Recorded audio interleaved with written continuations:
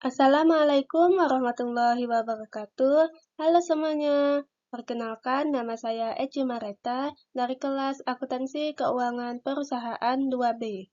Pada presentasi kali ini, saya akan menjelaskan tentang siklus pengeluaran dengan menggunakan contoh dari PT Permata, yaitu perusahaan simulasi yang saya buat sendiri melalui aplikasi Accurate. PT Permata adalah sebuah perusahaan yang bergerak di bidang produksi makanan. Untuk menunjang kegiatan operasionalnya, PT Permata sangat bergantung pada ketersediaan bahan baku dan sumber daya manusia.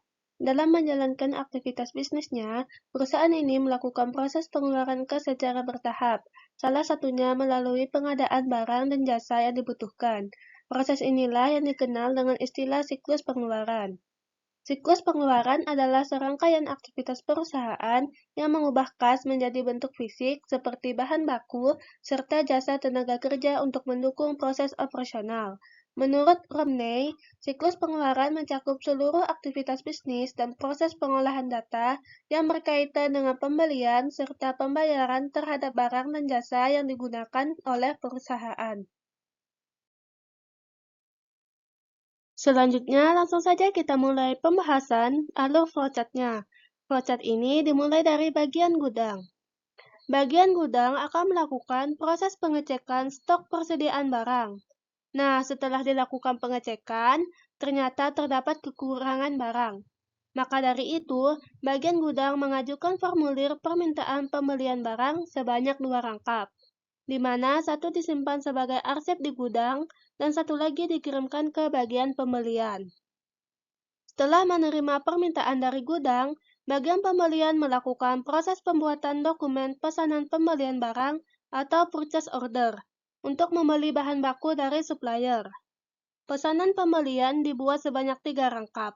Satu rangkap dikirimkan ke bagian gudang sebagai informasi. Satu diarsipkan oleh bagian pembelian dan satu lagi dikirimkan ke supplier. Setelah menerima dokumen pesanan pembelian, pihak supplier menyiapkan barang sesuai pesanan dan melampirkan dokumen pendukung seperti faktur dan dokumen penerimaan barang atau receiving report atau yang disingkat dengan RR. Dokumen RR ini diteruskan ke bagian akuntansi untuk proses pencatatan transaksi berdasarkan dokumen tersebut. Pencatatan ini menjadi bukti dan dasar dalam laporan keuangan perusahaan bahwa barang telah diterima dengan lengkap sesuai pesanan. Sementara, faktur penagihan dikirimkan ke bagian keuangan. Setelah menerima faktur dari supplier dan dokumen pendukung lainnya telah sesuai, bagian keuangan melakukan proses pembayaran kepada supplier dan akan mengeluarkan dokumen bukti pembayaran.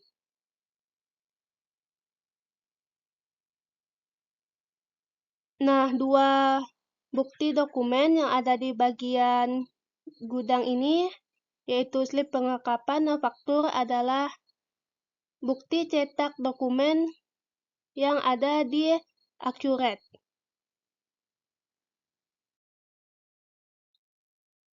Nah, ini adalah dokumen pesanan pembelian, yaitu nama barang yang dipesan ada mentega sebanyak 800 kg dengan harga 12.000 per gram, jadi totalnya adalah 9.600.000.